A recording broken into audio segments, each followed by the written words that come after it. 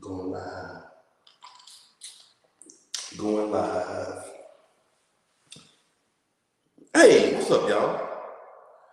It's been a long time. Sorry I kept you without a dope rhyme to step to. It's your boy, Big Tank Hank, coming at you with another live stream. It's been a minute, y'all. It's been a minute. But we're going to try to jump this thing back off, be consistent, bring y'all some hot fire, bring all these new fish people and new reptile people up on the screen, people that I don't even know about yet because I've been out the loop for so long. So y'all help me out, y'all. Y'all message me people you want to see, people that you're interested in. Hit your boy up on email, thebigtankhank@gmail.com. But we got a very good one for you this evening. We got Ebony and Ivory Reptiles. We got Mac and Kendra, dynamic duo. I love to see a couple, that get into this hobby, pretty much any hobby, together and bring some flavor to it. You know what I'm saying? It's a wonderful thing, because when you get married, you're supposed to cleave unto one another, and other people go elsewhere. So that's who your best friend's supposed to be, and that's who you're supposed to be turning up in these types of things with. You know what I'm saying? Make your money together. Make your honey together. Okay, I ain't gonna go there. Well, all right, y'all. Finna bring Mr. Mac up. Introduce him, you know what I'm saying? Let him tell you about himself from Little Mac to Big Mac. And we going in. What's going on, man? Oh man, how we doing? I'm doing good. Appreciate you for falling through this little old fishy den here, man. Taking a visitation with us. You know what I'm saying? Introduce yourself to the people. Let them know a little bit about Mac of Ebony and Ivory Reptiles. Yeah. So I'm Matt LeGrone. Ebony, the Ebony part of Ebony and Ivory Reptiles. The wife is in there putting the kids to bed, so she'll be in here in a little bit. But yeah, man, like I was telling you earlier, I mean, we've been E&I Reptiles now for since 2019. So 2019 popped off. We got 3-ball python. I kind of tricked my wife into getting 3-ball pythons. I just told her I wanted one. She went and got me one from Petco, and then I took it back and then ended up ordering 3 of them from, I think it was Mike Wilbanks. Yeah, Mike Wilbanks, and got those 3. And bought a rack, one of these right here, and then that was pretty much history, man. And so from then on, we've been trucking in the, as far as the reptile game goes, like I was telling you, we've had them all our lives. I think my wife grew up with lizards and stuff as well. I grew up with lizards and snakes. Had them in college, had them as a kid. So yeah, the reptiles have always been a part of us. So now we just trying to do bigger things with it and have fun with it. So. Gotcha. Good deal. Yeah, Mr. Watts, audio's a little choppy because still in the process of trying to get an upgraded Wi-Fi and things of that nature. I got you, brother. All right. And my screen is dimming on me. But yeah, brother, where are you originally from? Where's Little Mac from? Originally, I was born and raised San Diego, California. I lived there till I was 17 years old. I moved up here to Nevada when I was 17. I had got a basketball scholarship to play basketball here, and moved up here on a basketball scholarship for my senior, and just did my senior year of high school up here. Once I got the college scholarship, lived with my older brother who was already living here in town, and that's all she wrote. We go back home to San Diego at least once a year to try to spend a week or 2 down there. We're set to go down there here this month for some time. But grew up in San Diego, California. Good deal. I was in San Diego for a hot second, Marine boot camp, and okay. it got down there, and then it was like, injury prior to enlistment. We sending you back home, okay? Thank you. All right, I tried, okay. But yeah. And then Desert Storm and all that jumped off, and I was like, Yeah. Glad I got up out of there when I did, huh? Yeah. I was saying, I don't think I'm angry. You know what I'm saying? Patty, yeah, I already know Patty. I already know. Let's go see who over here in this chat right quick. Cole Walks was the first in the house. What's good, Cole? Spaghetti Nona. Casual Aquatics came in. Casual was making sure it was live today. My favorite reptile podcast, Ray. What's good, Ray? Watts Water. What's going on, Mr. Watts? That's my partner right now. Dobson, Explicit Family Channel. What's going on, man? Been a long time. Bosa. Oh. Kike in the house. What's going on, man? See, Vibes Aquatics. What's happening, sir? Patty, Petite Takes. What's going on, Miss Patty? All right. Who else we got? That's all right there. Hey, y'all share this out. Let people know that that old Hank is back in the house, and we finna get this thing rolling. Yeah, it's gonna be a little shaky, at first, but that's all right. We're gonna get this thing done. Fishy on Texas, what's going on?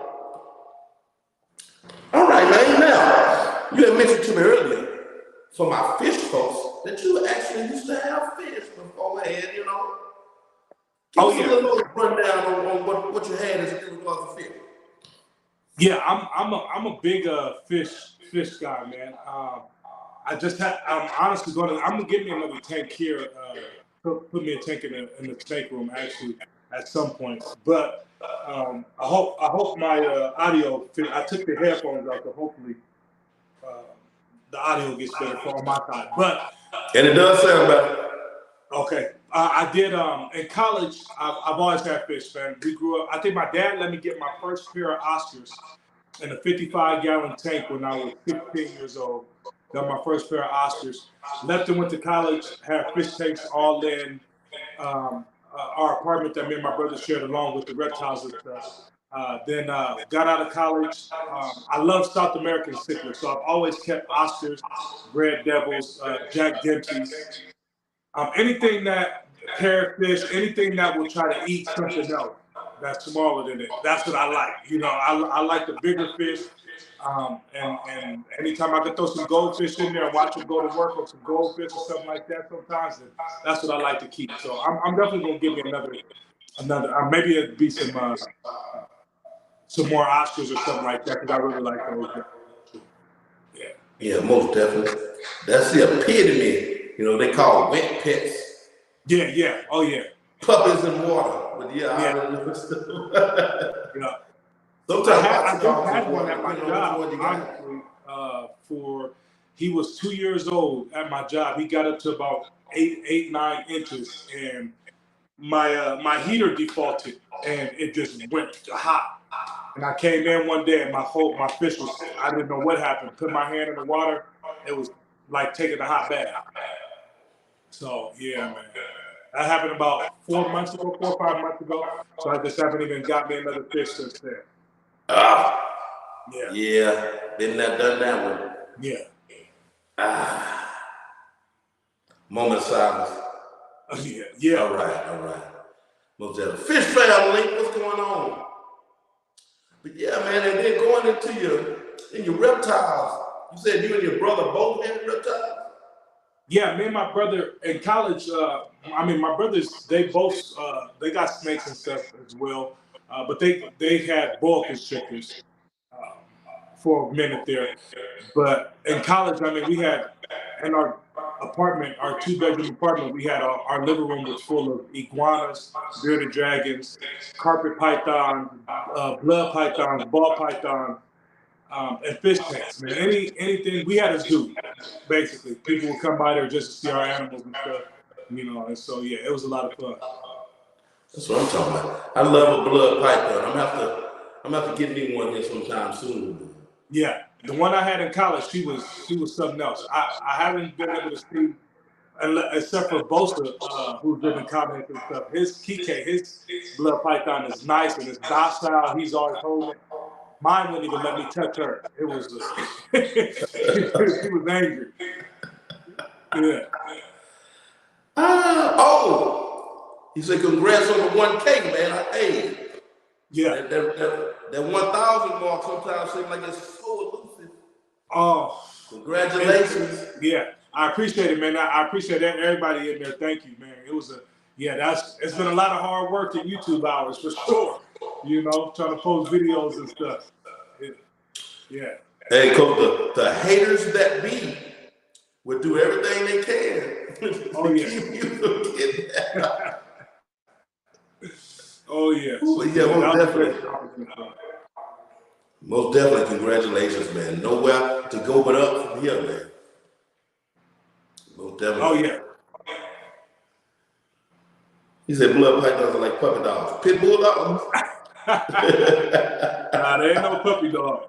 His is, though. His looks nice. He's always posting videos with it, but she was awful. That's crazy. All right, man. Now, in a minute, I don't want to dive off into this ball python genetic soup and whatnot, but I'm going to hit you with, what is your favorite guilty snack pleasure? Guilty snack pleasure? Oh man, anything that's candy, man, or sugar related. Honestly, anything with sugar, because I ate a whole bag of Starburst jelly beans today. Yeah, man. I mean, candy is that's my downfall. That's my down. That's why my wife said I can't lose this gut because I keep eating candy. You know, but yeah. I ain't mad at you at all. Now, hey, I've been going through the last few days a tooth scenario. Yeah. Hey, people, it doesn't seem like politics, but it's politics. Because my insurance at my job is HMO. I've been trying to get this tooth pulled, man, all day. I can't find nobody. I found somebody that hopefully tomorrow morning at 8:30 is going to pull it. Oh, man, it's crazy. 10 years at my job and I can't find nobody that take the insurance. That's crazy. Yeah. But I digress. Yeah, it's awful, man. I just actually went and got my permanent crown put on today because I had a temporary in for the last few weeks because I got a root canal a few weeks ago. But even with that, I mean, I got that root canal and I stopped eating candy for about 7 to 10 days. I was like, I'm done. And somewhere I slipped up and now I'm back on it like an addict. So exactly. Back on the candy. Yeah. Mine is pastries and cookies, man. It's candy. Yeah. You can miss me on candy. Yeah. Oh man, but don't give me no cakes, pies, cookies. Oh man. Okay. Look, I've been a weightlifter for 30 years, right? Uh-huh. Went through this spell where I have a little scale and I'm weighing everything. Holidays, I'd get a big piece of cheesecake that's like 1,000 calories, and I'd punch it in to my calories and hold it as a meal. You know, like, hey, I'm doing this. You know what I'm saying? Right, that's my meal right there. Yeah, dog, man. Yeah, mine would be, if it's anything like that, it'd be like, so I made some peach cobbler things the other day, and man, I love peach cobbler. If I make it, I'm eating the whole thing. Man, look, already. All right. Now we finna get to business. All right. We're gonna taper into this thing gradually. What is your favorite morphs right now? We're gonna start with that. We're gonna start with that and we're gonna roll. My top ones right now, for me right now, have got to be Desert Ghost, Clown, Hypo, and Paint. Those are my favorite. Those are my favorite ones right now that I'm working. That's the core of my projects right now. Okay. Now, with those, is there any particular morph that you can create with those genetics? Or yeah, I would love to create all four of them together because they're all recessives. You know, my favorite like codon gene will probably be like asphalt or something like that. But as far as recessives go, those four eventually I do want to put them all together. But the way my setup is right now, it'll probably take. That's something I would probably see in like 5-6 years if I was to put them all together and have a chance at hitting the quad visual. Yeah. Gotcha. Now, in a quad visual, how, especially we talk about 4, how would you effectively? I mean, how could you recognize all 4? You know what I'm saying? Yeah. Like, what would that be like? I mean, we've already seen the DG Hypo Clown, so Yeah. we know what that looks like. And then just throw the paint in there as well. So that's going. We've seen the paint clown and how that looks, and with the granite sides and everything coming up on the sides of it. So I think we'll definitely be able to know what it is. I mean, it's still only 4 genetics, you know, so it's not too hard to see it. I mean, just like who was it? I believe it was Ozzy or somebody just produced some quad visuals of Pied, Ultramale, Hypo Crown, I believe it was. Yeah, Pied, Ultramale, Hypo Crown. And they look amazing, but you can definitely tell, you know, you can see all 4 of those receptors working together, and yeah, it's a beautiful thing once you hit those kind of odds and hit those things, so for sure. Gotcha. Casual Quiet says, I see he has racks. Does he keep any snakes in actual enclosures?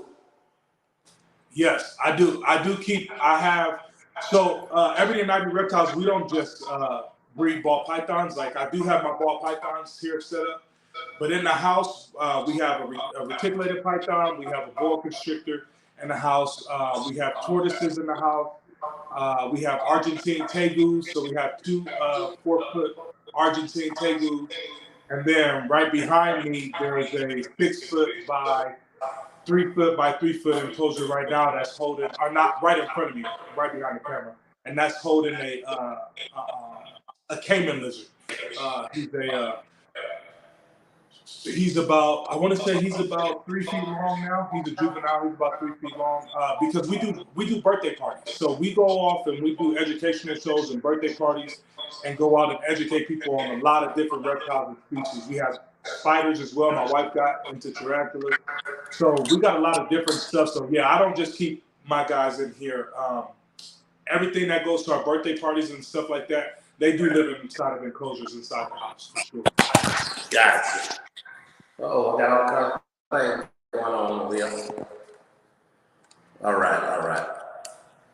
There we go. Y'all got to forgive me. I'm new again to this. Oh, okay. Sabrina, what's going on over there? What's going on? Man, I look at mutation creation. When they do their egg cuttings and speaking on like let's say with the quad visual and stuff of that nature, and hearing them, because that's when I first heard, you know, something of that nature, you know, I was like, man, how would you do, or how could you see it? But there's a lot of guys out there, man, creating some fire. So what, do you have any in mind, any first time creators that you want to possibly bring into fruition? For me? Yeah, you come on good for me. The one, I know that the paint quad visual with the hypo crown and DG has not been made yet. If I could do a world's first, That would be the, hold on, let me put that thing back. That would be the world's first that I want to do. Other than that, here, baby, you come and do that. Other than that, I don't even think about trying to hit a world's first. I don't think about any of that when it comes to what it is that I'm breeding. I just really try to breed what it is I like, what it is that looks good to me, and that's appealing to me. Because at the end of the day, a lot of it is going to sit here if it don't sell. So I better like looking at it. So If it comes, it comes. I got you. yeah, I got you. I actually, and I saw it once. Okay. You know anything about pit bull dogs? yeah. I grew up around pits. My dad used to breed pits. I had a black sable pit bull puppy. Papers whole line. He was black, had a saddle. When I say never before, never after, and I lost him as a 6-month-old because he got stuck out in the heat. Heat stroke. Yeah. And when I saw him, I'm like, man, this is crazy. I can do something with this. Lost him, and that's been 23 years. Yeah. Still haven't seen that color, and I had it. So I know how it feels. Hey, I'm gonna get emotional over here thinking about it, but no, it's always best to not occupy too much mind space with shooting for it, because it always possibly come. And with what you're working with, especially talking about your quad visual and whatnot, you stirring this pot right over there. Man, hey, it's inevitable. Yeah. It's inevitable. It's all about patience. It's inevitable. Yeah, this whole game is in patience, man. That's really all it is. Because a lot of these, I got some girls in here that's 3-4 years old and still haven't given me a clutch yet. But then I got one girl who's about to give me a clutch, and she just hit 2 years old. So,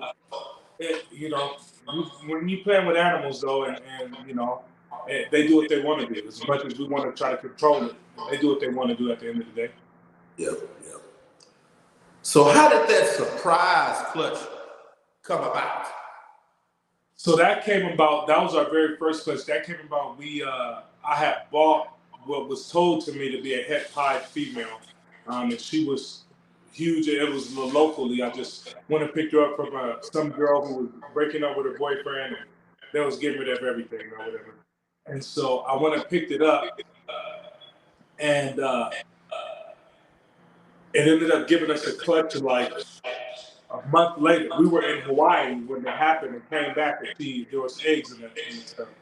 And so, but yeah, she ended up giving us, I think, like 7 or 8 eggs that first clutch. And good thing we had an incubator already ready because we was planning on breeding soon. But they popped up on us and we were able to take care of it. Okay, so what I know you didn't know what the breeding was, but what did y'all get out of that?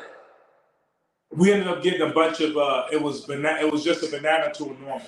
So we ended up with like 2 or 3 bananas and the rest were normal. Okay, gotcha. Now,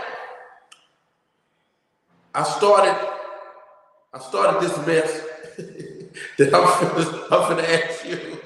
I started this mess about a year ago, but it's a real question for me. Monsoon, what do you think about it? It's been some time now since I first started asking this question. Monsoon, what do you think about it? Personally, I'm not a fan.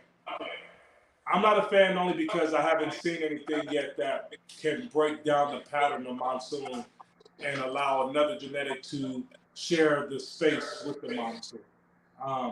Other than that, it's a really neat genetic in what it does, but there's nothing that's been proven to, share that space with it. And then I also have a problem with it being that it's so high up in price.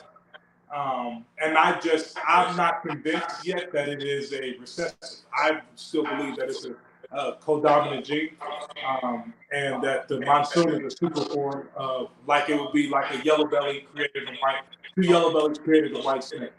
That's how I feel about it. I could be wrong though, because I don't work with genes, so I don't speak on genes really that I don't work with, because it could be recessive.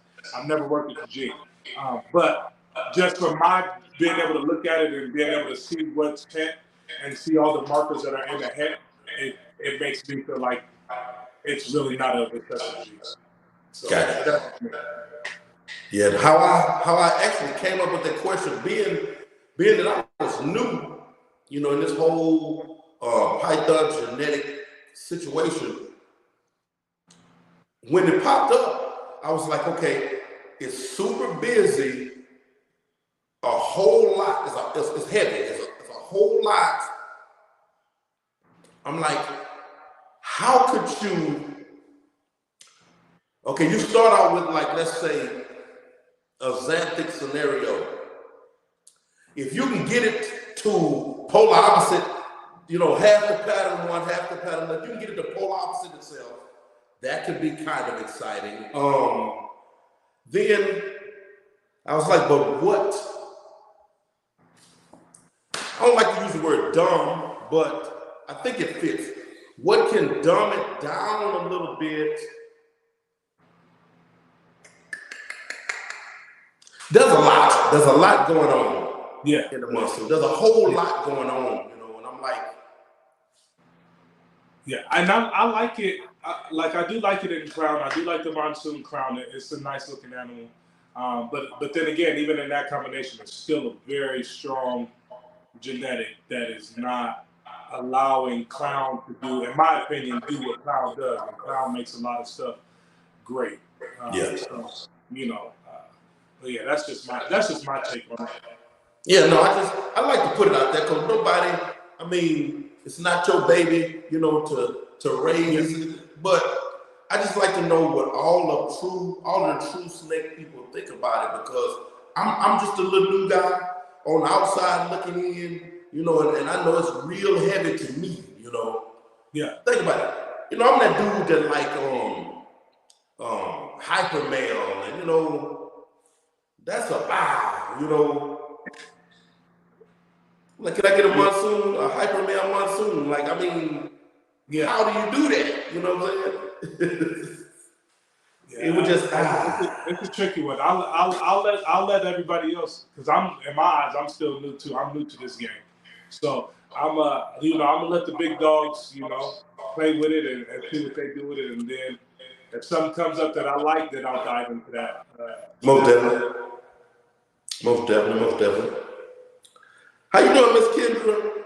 I'm good. How are you? I'm good. Hey, y'all, that's Kendra of Ebony and Ivory Reptile. Ebony and you be blowing on that.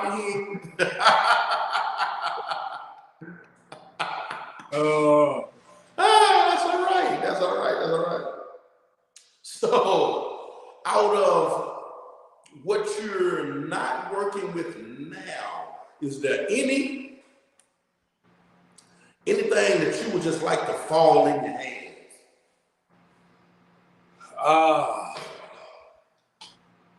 Yeah, I'm sure there's some genetics where I did just pick up lace, but I would love to born lace. So, I think that gene is a really nice gene for sure. You talking about genetics or just animals in general? Because there's a lot of different animals I would love to work with. Well, hey, we could do both. Yeah, it would probably be lace, and I don't have any gravel. Thought I had a female that was gravel, and she's not. She ended up being yellow belly. So lace and gravel right now would probably be those genes. But for me, as far as animals, I would love to be able to do work with dwarf caiman alligators. I would love to be able to do that. Just for our educational show purposes, I think that would be nice to have. And not now monitors, the Asian water monitor. I would love one of those because those get nice and big as far as lizards go. What about you? I'm trying to think. More spiders. She said more spiders. Yeah, I'm not a fan of the spiders. Hey, you come down here to this little old Texas town in the middle of the summer. You can get as many tarantulas as you want. Yeah, no, the spiders, they do it. They scare me a little bit. What's the name? Mike from Her Collective. He be talking about them all the time. He got a lot of spiders. Him and Jackie got spiders. What? See, Yeah. that I didn't know. Yeah, they do. They both got tarantulas, and I can't do it. I can't do it.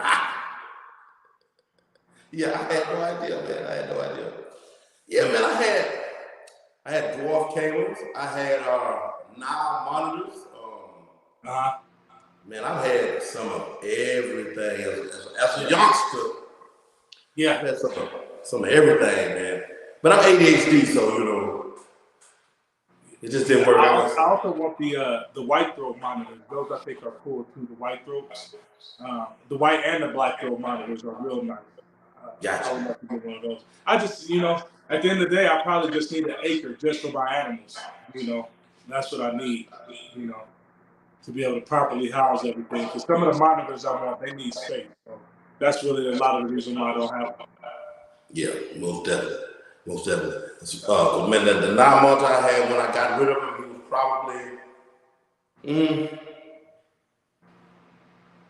5.5, maybe 6 foot.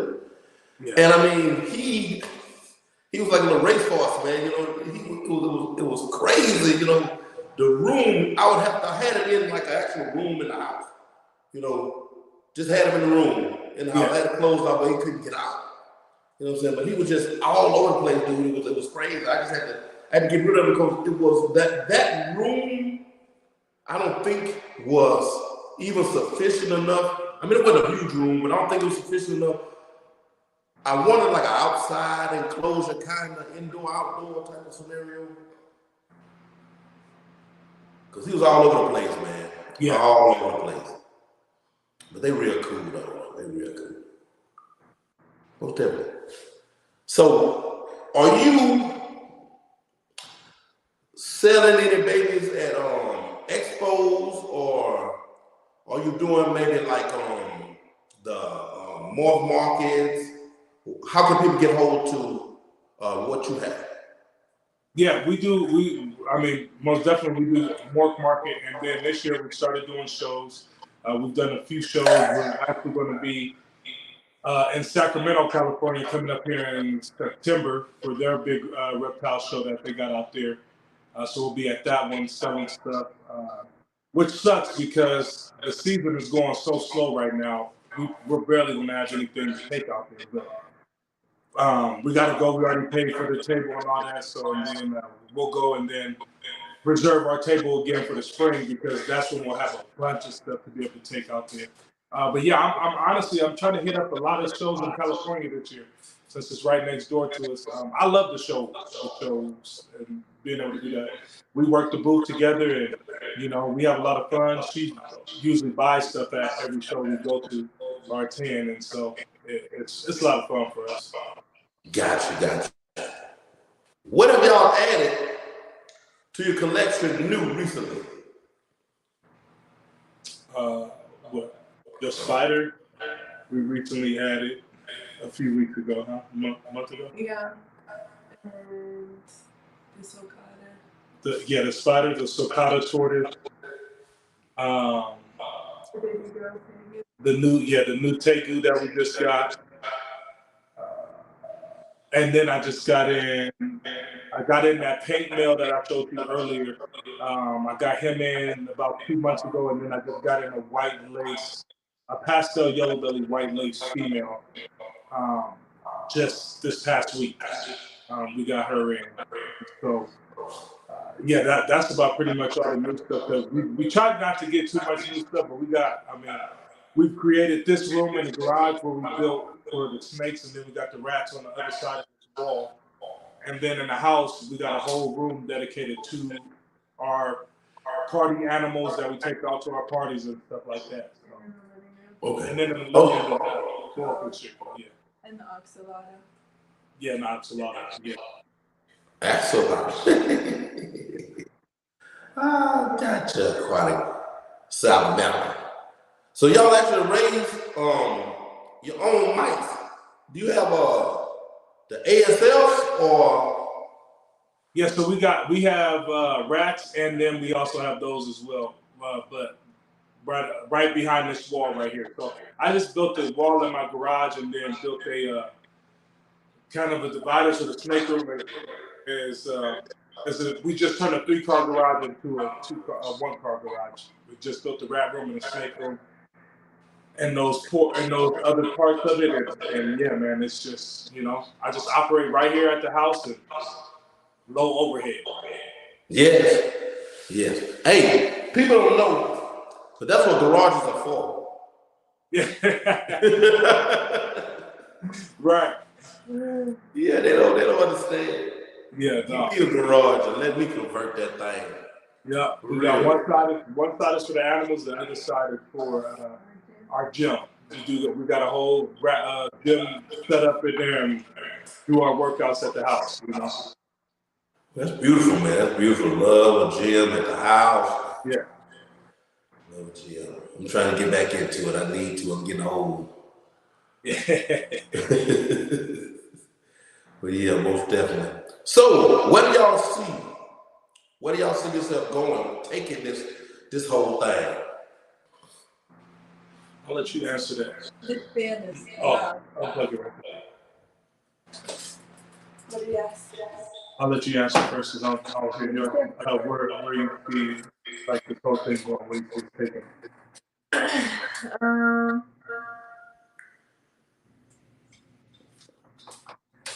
Well, I guess it depends because Matt and we talk about relocating. So if we relocate and move to like the Midwest or the East, then I would like to buy like some kind of ranch and have like a on-site property kind of thing. But if we stay here, I see us like way outgrowing our house.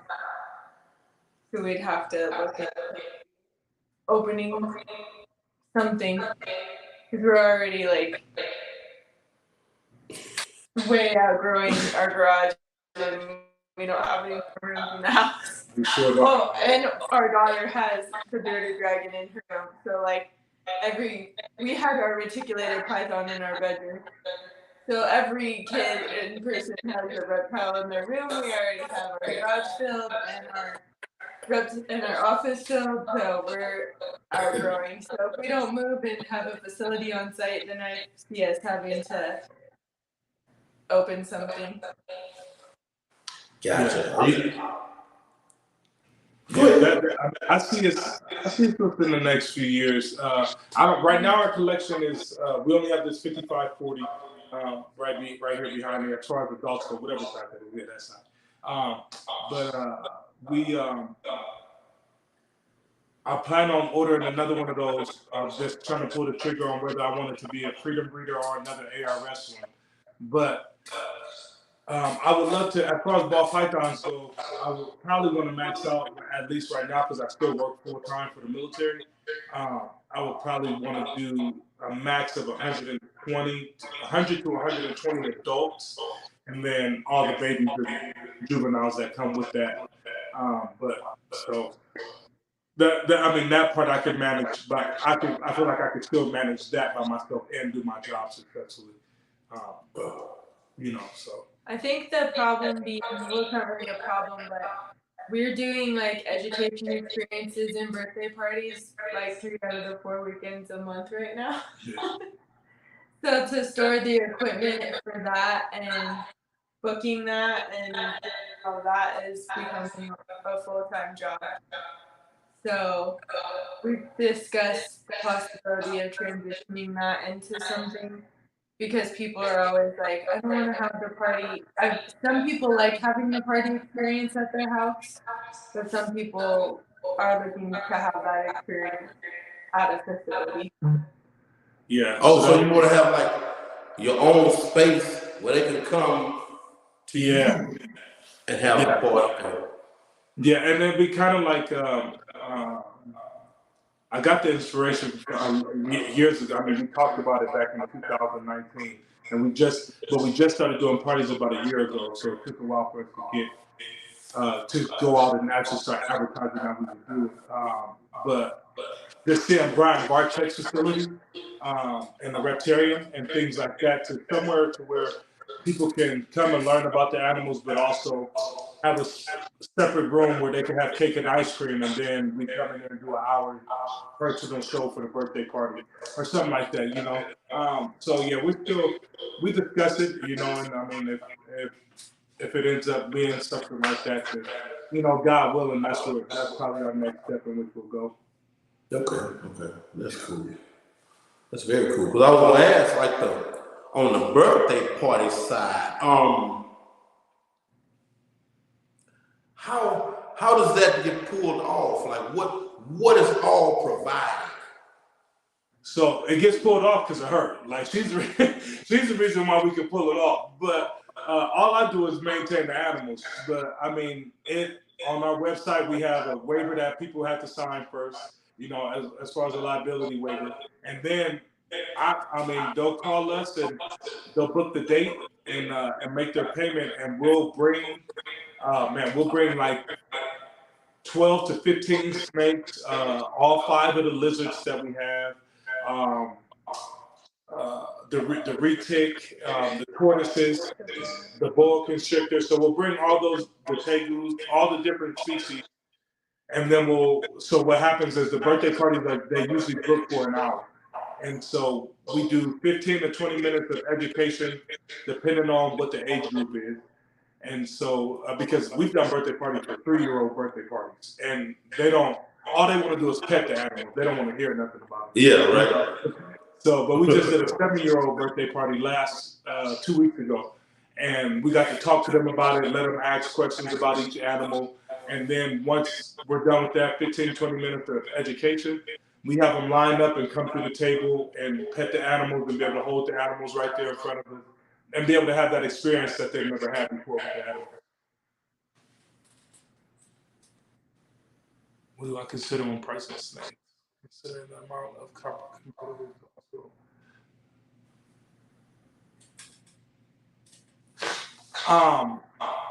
None of my enclosures are bioactive. I'll tell you that. I just go in and clean out all mine.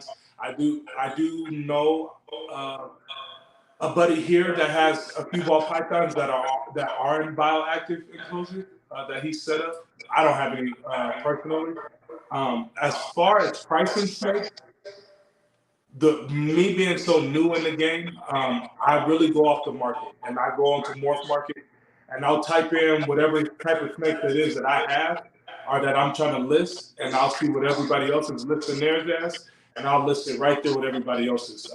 I don't try to undercut. Like if somebody has them already listed and the whole market is saying, hey, this type of snake is worth $1,500. I'm not going to go in there and put it on there for $1,000. I'm going to go put mine up there for $1,500 as well. And then just, you know, whoever snake looks the best, that's the one that's going to end up selling. You know, whoever has the best quality of that genetic when it comes to it. So that's really all I consider. I just go on the market and see what people are willing to price it at and what people are willing to pay, which are often two different things. Because you'll see them listed as $1,500 or something on Morph Market, but then you'll go to a show and you'll have somebody walk up to your table and they're like, hey, I'll do $1,200 cash right now. Okay, well then if that's the case, here you go. We'll do that. We'll make that transaction. You know, it's all about what the market gives you and what people are willing to pay at that time. Gotcha. Yeah. My question. What Matt was saying about the parties, I think the kids like Matt is like a jokester, so he's a character. We have like stickers with our character drawn on it. We come in our like shirts and our hats and we kind of like perform, if you will. So we're like a personality put on a show and an experience, and we're friendly and dynamic, and we take pictures of the kids, and it kind of is whatever experience that the parents are looking for. So, you know, if there's like special requests that they want within reason, you know, we try to go to that. We've done like school assemblies and daycares, what else have we done? Community events, stuff like that. Okay. And that's, remember too, the personality side, you know, we can bring a little charisma in it. Yeah. Yes, the animals are there. That's like, let's say you're going to a car dealership. This car, it may be upgraded specific type of car, it's everywhere though. Then you have that particular salesman. Right, exactly. Yeah. Exactly. There's been a lot of times where, you know, from those parties, people have reached out and been like, oh, I think we want to get our son a snake, you know, what are we looking at? And then they're like, oh, no, we don't want a white snake, we want a banana, you know, and then he's like, oh, well, here you go. So, Yeah. it works out. Speaking of white snakes, I'm glad you said that. Because, I mean, I'm intrigued with the blue-eyed Lucy's, Bell. I'm intrigued with them, when you have multiple genetics in a white snake, why don't people use white snakes in their programs? Oh, you saying why would they? No, why wouldn't they? Oh, because it's hard to know. Like the only reason why like we do have a Bell female, and we're trying to make some more Bells this year just with her. And as far as, you know, general public sales, like there's a lot of people in our community that want one. But as far as when it comes to white snakes and big projects that I'm trying to do, it's hard when it comes to a female because you don't know until she gives you a clutch of eggs what is actually in that female. And then when it comes to the male, you can like with the male, you can tell faster because you can breed that male within, you know, that year or whatever of it being born and see what that male is actually holding. But when it comes to white snakes, as far as a breeder goes, they're a gift and a curse. They can be, you know, they can be hiding some crazy genetics in there, or you could just end up with, you know, a super yellow belly and thinking you had a super yellow belly, red stripe, acid, whatever, phantom clown or something, you know, something crazy. But the white snake completely blurted all that out. So. Gotcha. Yeah, because see, I really like, what's up, Travis Miles, Mexicali? I really like white snakes. And I've always wondered how, you know, how do people go about, because I mean, I know you can get them, I know, you know, you have the combos that'll make white snakes, but just like in all the rest of them, you can have other genetics that's in them. And I'm like, the dice rolling, you know, you don't have a visual to work with, you know, and is it proven out, you know, and I just want to know, like from your perspective, why is it that they, because you don't see them, I mean, you just don't. It's just not, hey, I have this high powered, you know, no, you don't Right. get that.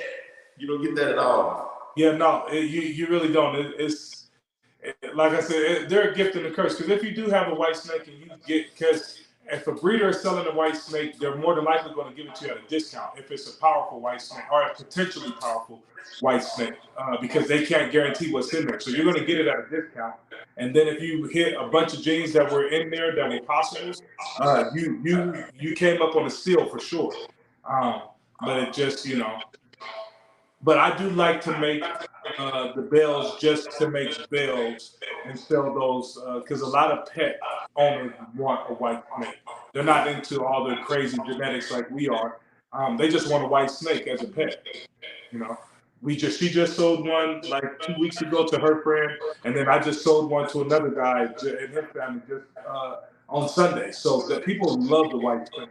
And my white snake, Snow White, is a beautiful snake, and she's massive, and she goes to our shows, and people go crazy over her. Yeah, I've always been intrigued by them. Now, why aren't there any black ball python? So there's black one, like, okay, so if you take the super black pastel or super cinnamon, they kind of brown out a little bit. They're not jet black. They're not like an IMG boa constrictor.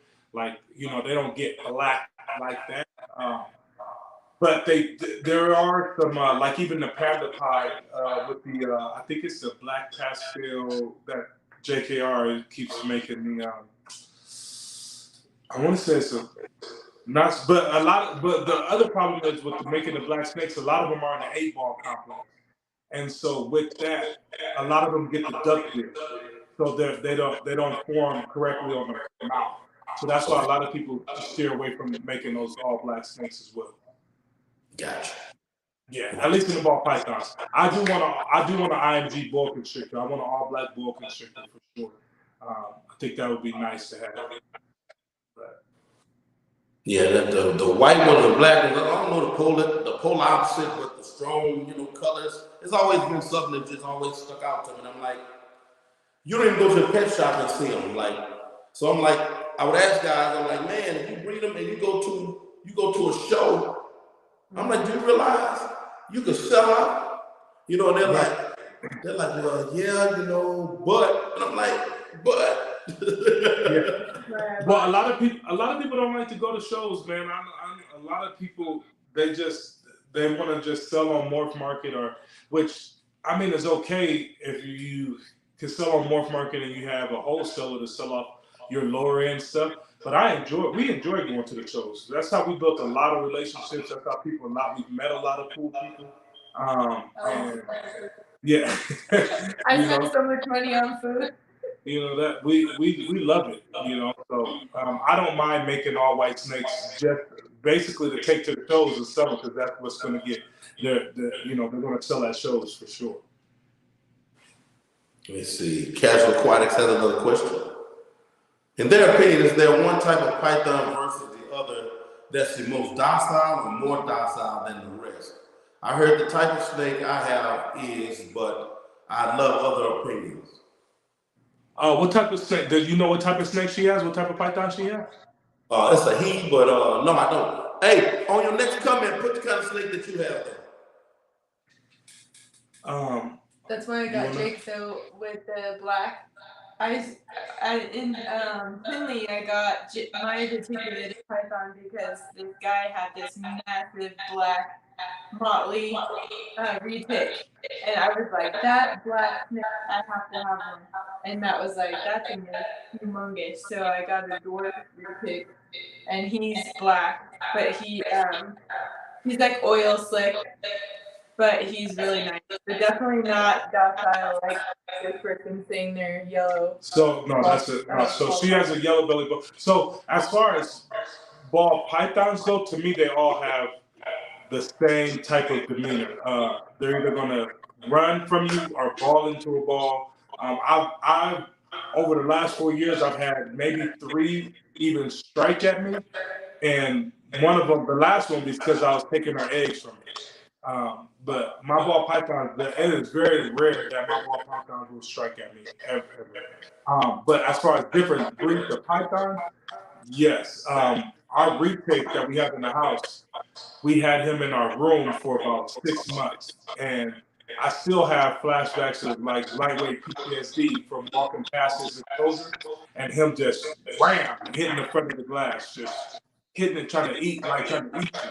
And he's just like that when it comes to his snake. Now, this same snake that anytime we would walk past in the middle of the night would attack the glass is the same snake that 7 little girls were just holding at the last birthday party to take a picture with. So he's very, once he comes out of his enclosure, he's like a puppy. He's a very cool snake. But inside of his enclosure, he just does not. He doesn't want anybody in his space. He just likes, that's his eating place. All he wants to do is eat it. So anytime we come by there, he thinks it's time to eat. But there are, as far as different species of pythons, for sure, there's different personalities. Like the blood pythons are known for being a little bit more hissy and aggressive. The ball python is definitely your beginner snake. And then a retic is definitely an advanced snake because of they're just their feeding their feeding response is a lot stronger. They're yeah. It's like a little. It's like a Chihuahua versus a Rottweiler. If you're talking about dogs, you're talking about right a golden retriever as far as a ball python and a vicious Rottie as far as a retic when it comes to food time. Gotcha. So Gotcha. And I'm glad you used Roddy because I had pit bull. I've had pit bulls, American bulldogs, Rottweilers. I've had a few bull mastiffs, and the perception pit bull people go elsewhere. They go, oh my God, pit bull. Counting puppies. I've probably owned 125 pit bull terriers and had one mean dog that came from my yard. Yeah. Now you can get them from somebody else that's been conditioned, Right. Yes, that can happen. But just pit bulls, just family and having no. Oh, you don't even want it as a guard dog. Yeah, I love pit bulls. I mean, we grew up we had pit bulls, Rottweilers. We had Doberman pinchers. My dad had them all, and the only dog to ever turn on us, we had a Rottweiler. His name was Zulu, and he couldn't because when he had a girlfriend, her name was Shaka, so it was like Shaka Zulu. And so we had Shaka had got out and ran away, and we never found her. From the time she ran away, though, Zulu wouldn't let nobody in the backyard. We used to have to feed that dog through the window. We used to have to just throw food out through the window to feed him. It was crazy. So he was our Rottweiler. He was so big and beautiful though. But yeah, I love Rotties though. Those are my favorite dogs for sure. Rottweilers, Dobermans, German Shepherds, natural created guard dogs. They'll just grow up a guard dog. Yeah, You only got to teach them. No, a pit bull will just grow up. I'm gonna eat the dog next door. Yeah. But other than that, if there's any people around, it's not gonna be mean, not at all. Unless you wanted to, and then it'll kill everything. But that's another story. Most definitely. Pitties are the best. Riders are great.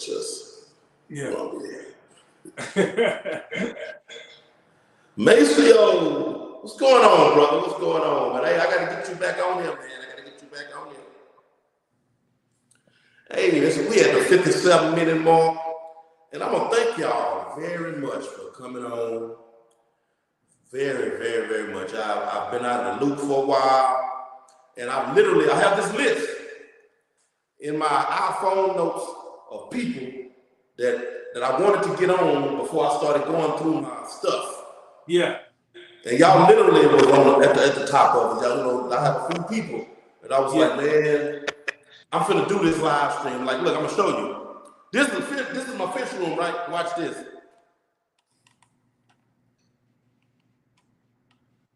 Yeah, ain't nothing in there yet, huh? Nothing. So I was like, I'm in my house, we settling in. I gotta get something going. I'm gonna do this live stream regardless. I'm gonna go and hit them up and let them be first. Yeah. Man, we appreciate it. For sure. Most definitely, man. If there's anything y'all want to plug, anything inspirational you want to give to the people, I'm opening up the floor to you right now. I mean, hey, pour out your cup. Before I do that, I do want to say if anybody on here that's from the aquarium world, if there is any, I know they do fish expos and stuff too, right? Yeah. Yeah. So I want to go to one of those. If they have them in Northern California or anywhere in California, let me know because shoot me a message or something on one of the social medias and I definitely want to go to one of those for sure. Gotcha. They definitely do. Okay, for sure. Yeah, our Instagram is Ebony and Ivory Reptiles on Instagram. That's the same on our Facebook is Ebony and Ivory Reptiles. Our YouTube is Ebony and Ivory Reptiles. And yeah, we're just glad to be in the hobby. Like you said earlier, we hit 1,000 subscribers on YouTube today, which was a big accomplishment for us.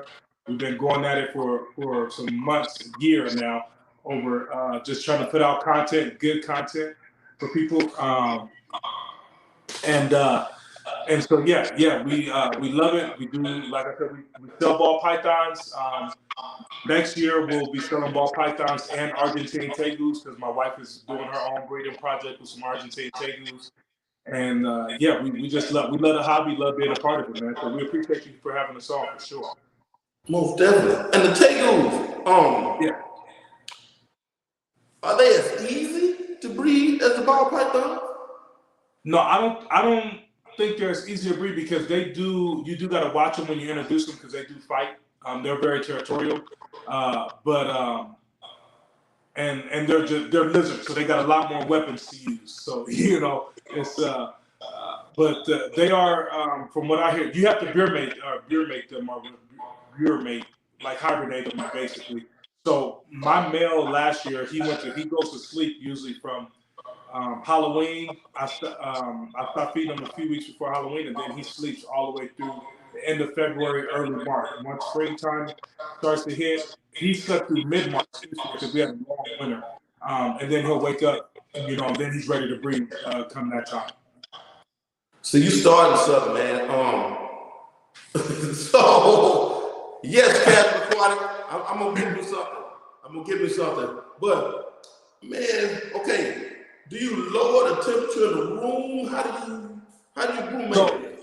So yeah, we live in Reno, Nevada. So just off. Bring him in the house. Yeah, we bring him in the house because it dropped. We in the wintertime, I don't turn on no heater. I love the house just being cold. Put on some blankets. My daddy taught us you put on a sweater and a sweatsuit if you're cold in this house. So it gets to mid 60s, low 60s in our house over here in Reno because we get snow. And so yeah, he just went down. We took him inside, and he just goes down. Put him in a box, in a black box, and he went to sleep for a few months, and then woke up and did his thing. And we started going back again to birthday parties and stuff again once he woke up. So yeah. Okay. Hey, introduction. Natasha Jackson, that's the love of my life right there, y'all. Oh, well, nice to meet you, Miss Natasha. I know she didn't want me to do that, but hey, you showed up in the chat. But yeah, man, again, thank y'all very much. God bless you. Hey, I wish y'all much success. You have the right mindset, first of all, the partnership, I say again, I just repeat, that is better than anything. I mean, you're supposed to, cleave to one another, and that's who you work with, that's who you making money with, that's who you share love with, that's who too many of us get pulled off other directions thinking, oh, this is the one you're supposed to be, or this is supposed to be the business quarter, this is supposed to be, nobody's better than then, hey, I can't call it after that. I can't call it after that. You know what I'm saying? Interesting, you can't force that, but yeah, good job. We're each other's biggest supporters, that's for sure. Good job. I see you casual. I'm trying a little bit, Hey, once upon a time, yeah. But hey. Yeah. But all right, y'all, we're going to get them up out of here. Tell your friends you love them. Somebody needs to hear it. Believe me. Tell somebody you love them. Feed those fish. Feed those snakes. We out of here. Peace.